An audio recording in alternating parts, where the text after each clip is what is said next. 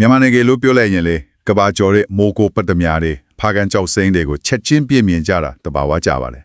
ေဒါပေမဲ့အဲ့ဒီနာမည်ကြီးကြောက်မြက်တွေရဲ့မြေလွာအောက်မှာတခြားဖို့တန်တက်တူတွေရဲ့ဇလန်းကြီးတစ်ခုလုံးရှိနေတယ်ဆိုတာကတော်တော်ကိုစိတ်ဝင်စားစရာကောင်းတယ်တကယ်တော့လေပညာရှင်တွေအဆိုအရမြန်မာနိုင်ငံကကဘာပေါ်မှာတက်တူထွန်းနိုင်ခြင်းအလားအကောင်းဆုံးဒါမှမဟုတ်စနစ်တကျစူးစမ်းရှာဖွေမှုအ ਨੇ ဆုံး data တစ်ခုအဖြစ်သတ်မှတ်ခံထားရပါတယ်ဒီလောက်အလားကောင်းတဲ့မေတင်နေရကဘာကြောင့်ဒီလိုတင်နေရတာလဲဟုတ်ကဲ့အဲ့ဒီကနေပဲစလိုက်ကြရအောင်လားကောင်းပါတယ်မြန်မာနိုင်ငံရဲ့ဒီနေ့တည်နေရကလေတိုက်ကြီးကြောက်လွှားချက်ကြီးနှစ်ခုရဲ့ကြားမှာ sandwich လိုညှက်နေတဲ့နေရာပါအီယာမယူရေရှားကြောက်လွှားချက်ကြီးကိုဝင်တိုက်လိုက်တယ်အဲ့ဒီအရှိန်နဲ့ဖိအားတွေကနေအရာလုံးပုံဖော်လာတာပါကောင်းပြီအဲ့ဒီတိုက်ကြီးတွေရဲ့ရန်တိုင်မှုပေါ့အချက်လက်တွေထဲမှာဖော်ပြထားတာကတနည်းကို9 cm နှုန်းနေတယ်ဟုတ်တယ်9 cm ဆိုတာကြားလိုက်ရင်တော့လက်သေးရှင်နှုန်းလောက်ပဲဆိုတော့နဲတယ်လို့ထင်ရပါမယ်နေတန်ပေါင်းများစွာဆိုတဲ့အချိန်အတိုင်းရတာနဲ့ဆိုတော့ဟုတ်ကဲ့ကဘာမြေမျက်နှာတွင်ပြင်ကိုတော့ပြောင်းလဲစေနိုင်တဲ့ရင်အားကြီးတစ်ခုဖြစ်သွားတာပေါ့အဲ့ဒီတိုက်မိမှုရဲ့အကျိုးဆက်တွေကဘာတွေဖြစ်မလဲတကယ်ကိုကြီးမားပါတယ်အခုမြန်မာနိုင်ငံမြေပုံကိုကြည့်လိုက်ရင်ထင်ထင်ရှားရှားမြင်နေရတဲ့မြောက်တောင်တန်းကြီးတွေဟာအဲ့ဒီတိုက်မိမှုရဲ့လက်ရတွေပါပဲဩဒီဖြစ်စဉ်ကြီးကနေမြန်မာနိုင်ငံမှာအဓိကဘူမိဗေဒရပ်ဝန်းကြီး၃ခုကိုဖြစ်ပေါ်စေခဲ့တယ်ဘယ်လိုရပ်ဝန်းတွေများလဲဗျအရှိတ်ဘက်မှာဆိုရင်ရှမ်းကုန်းပြည်မြင့်တီတာပေါ့ရှန်ထိုင်ဘလော့လို့ခေါ်တယ်သူကတိုက်မိတဲ့ဒဏ်ကြောင့်ပြင်းပြင်းထန်ထန်ဖိညစ်ခံလိုက်ရတဲ့ရေမြုပ်တုံးကြီးတစ်ခုလိုပဲဖိညစ်ခံရတော့ဆိုတော့အဲ့ဒီဖိအားနဲ့အပူချိန်ကြောင့်သူ့ထက်မှရှိတဲ့ကြောက်လွှာတွေကအသွင်ပြောင်းပြီးတပ်တူရိုင်းကြီးဖြစ်ပေါ်ဖို့အခြေအနေကောင်းနေဖန်တီးပေးခဲ့တယ်။အော်ဒါကြောင့်ရှမ်းပြည်နယ်ဘက်မှာတပ်တူတွင်းနဲ့အများကြီးရှိနေတာကိုကောင်းပြီဒါကအရှိပဲအပိုင်းအလဲပိုင်းကတော့ဘလို့ပုံစံဖြစ်သွားမလဲ။အလဲပိုင်းကတော့တိုက်မိတဲ့အရှင်ကြောင့်ကြားထဲမှာကျွံဝင်သွားတဲ့မြင်းနဲ့လွင်ပြင်ကြီးဖြစ်သွားပါတယ်။အင်းတုံကြီးတစ်ခုလိုမျိုးလား။ဟုတ်တယ်။အဲ့ဒီအင်ဒွန်ထဲကိုနှစ်တန်းပေါင်းများစွာတလျှောက်အနီးနားကတောင်နေကနေမြစ်တွေကတဲချလာတဲ့နိုးမြင့်အနီးအနစ်တွင်နဲ့တဖြည်းဖြည်းပြည့်လာတာပေါ့အဲ့ဒီအနီးတွေကြားထဲမှာဟုတ်ကဲ့တစ်ပင်နေတက်တဝါဒီရဲ့ရုပ်ကျွင်းနေမြုပ်နှံပြီးဖီအားနဲ့အပူချိန်ကြောင့်ရေနံတဘာဝချက်ငွေနဲ့ကြောက်မီသွေးတွေအဖြစ်ပြောင်းလဲသွားပါတယ်ဒါကြောင့်အလဲပိုင်းတီးထားဟာလောင်စာစွမ်းရည်ရဲ့အဓိကနေရာဖြစ်နေတာပါဒါဆိုအနောက်ဘက်ကရခိုင်ရိုးမလို့တောင်တန်းကြီးတွေကတော့ဘယ်လိုဖြစ်လာတာလဲအနောက်ဘက်ကတော့အရှင်းဆုံးပါပဲကော်စောတစ်ချက်ကိုဘေးနှစ်ဖက်ကနေတွင်းလိုက်ရင်အလဲမှာထောင်တက်လာလို့မျိုးပါပဲခောက်လွဲသွားတဲ့သဘောပေါ့အတိအကျပဲအိန္ဒိယကြောက်လွှာချက်ကတွင်းကန်လိုက်တဲ့အားကြောင့်မြေလွှာတွေကခုတ်လွဲပြီးတစ်ခုပေါ်တစ်ခုထက်တက်သွားရာကနေအနောက်ဘက်ရိုးမတောင်တန်းကြီးတွေဖြစ်ပေါ်လာတာပါ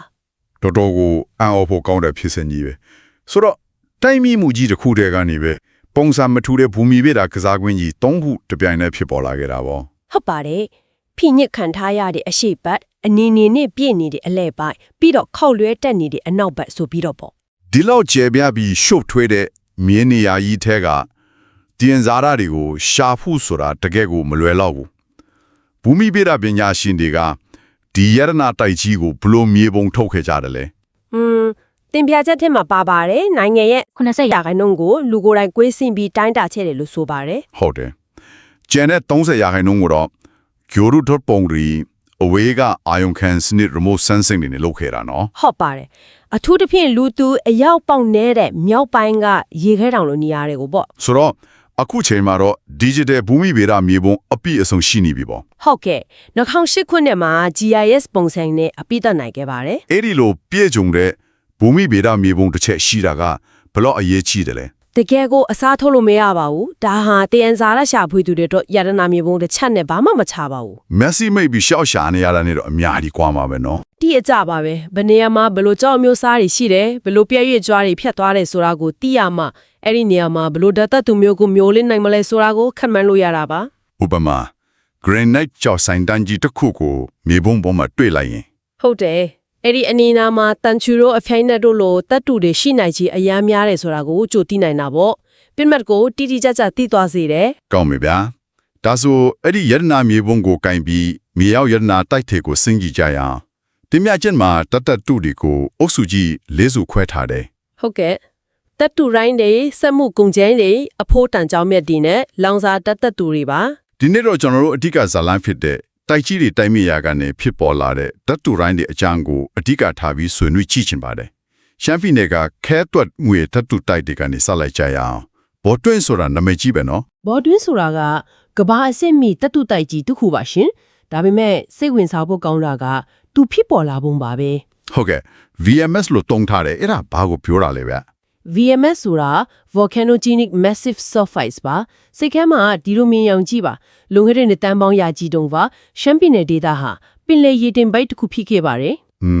အဲ့ဒီပင်လယ်အောက်မှာမီးတောင်တွေရှိပြီးရေပူစမ်းတွေကနေမီးခုံးငွေတွေလိုထွက်နေတဲ့ရေပူတွေဟာတတုတတီနဲ့ပြည့်နှက်နေပါတယ် အော်လား အဲ့ဒီမီးခုံးငွေလိုရေပူတွေက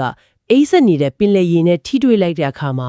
တတုတတွေကချက်ချင်းအရေးခံပြီးအမှုအမွားလေးတွေအဖြစ်ပင်လယ်ကျမ်းမြေပေါ်ကိုကြာဆင်းအနေထိုင်ပါတယ် စောင်းနေမှာနှင်းကြတယ်လို့မျိုးပေါ့ ဟုတ်တယ်ဒါပေမဲ့ဒါကပင်လယ်အောက်ကတတုနင်းပွင့်တွေပေါ့နှစ်တန်းပေါင်းများစွာအဲ့ဒီလိုအထက်ထက်ကြာဆင်းရကနေမီတာပေါင်းများစွာထူတဲ့တတုရိုင်းအလွာကြီးဖြစ်လာတာပါအဲ့ဒါပေါ်တွင်းရဲ့စားမြေပါပဲ 哇，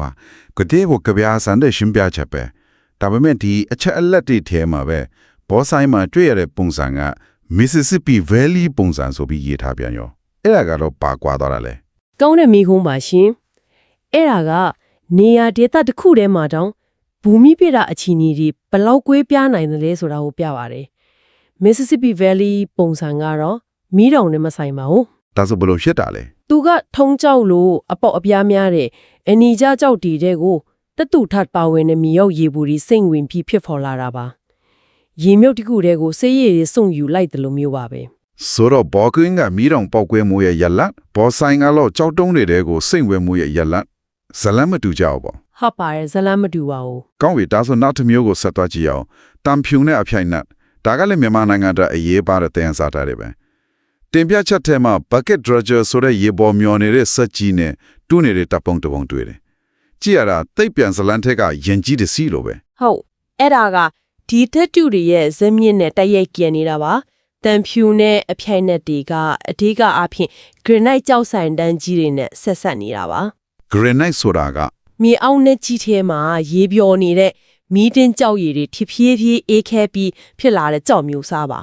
အဲ့ဒီလိုအေးခဲတဲ့ဖြူစင်မှာနောက်ဆုံးကြံခဲ့တဲ့ရေတွေကတန်ဖြူအဖြိုင်နဲ့လိုတက်တူတက်တင်းနဲ့အလွန်ပြည့်ဝနေတာပါ အဲ့ဒီအရေးတွေကနေဖြစ်လာတာလား ဟုတ်တယ်အဲ့ဒီရေတွေကပတ်ဝန်းကျင်ကြောက်သားတွေရဲ့အကွဲကြောင်းတွေထဲကိုတွန်းဝင်ပြီးအေးခဲတွားတဲ့အခါမှာတက်တူကြောက်ကြောကြီးတွေဖြစ်လာပါတယ်ပြားအောင်ထဲမှာပြားရည်တွေခဲတွားတယ်လို့မျိုးပေါ့ ။ဩ။ဒါကတောင်တွေထဲမှာတူးဖော်ရတဲ့ပုံစံပေါ့။ဒါဆိုရင်အဲ့ bucket dredger ကြီးကတော့ဘာတော့လဲ အချိန်ကြာလာတဲ့အခါအဲ့ဒီတက်တူကြောက်ကြောတွေပါတဲ့တောင်တွေကယာဒီဥရုတန်ကြောက်တိုက်စားခံရပါတယ်အထဲကတိတ်သေးစားများတဲ့တန်ဖြူအဖြိုင်နဲ့တွေက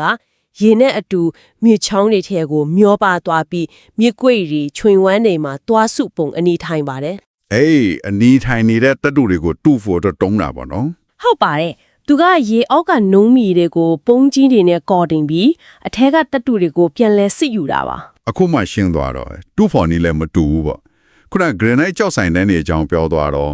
အနောက်ဘက်ကြောက်ဆိုင်တန်းကကျင်းနေနဲ့ပိုဆက်ဆက်တယ်လို့ဖတ်လိုက်ရတယ်။ဒါကကျွန်တော်တို့ကိုမုံရွာကကျင်းနေစီမံကိန်းတွေစီကိုခေါ်သွားတာပဲနော် ဟုတ်ပါတယ်ဂျေးစင်တောင်လက်ပန်တောင်တောင်လို့နေရတယ်ပေါ့ ။ဟုတ်တယ်တောင်တလုံးလုံးကိုလေခါထစ်တယ်လို့တူးထားတဲ့မြေပေါ်တက်တူတွင်းကြီးတယ်။အဲ့ဒီမှာရှိတဲ့ကျင်းနေတွေကတော့ဘလို့ဖြစ်လာတာလဲ မုံရွာကကျင်းနီတတူတိုက်တွေကဘူမီဗီရာအခေါ်ရေးကတော့ high sulfidation epithermal deposit လို့ခေါ်တယ်သူ့ကိုနားလည်လွယ်အောင်ပြောရင်မီးတောင်တစ်လုံးရဲ့ရေပိုက်စနစ်ကြီးလို့မြင်ကြည့်လိုက်ပါမြေကြီးအောက်မှာရှိတဲ့အလွန်ပူပြီး acid ဓာတ်များတဲ့ရေပူတွေက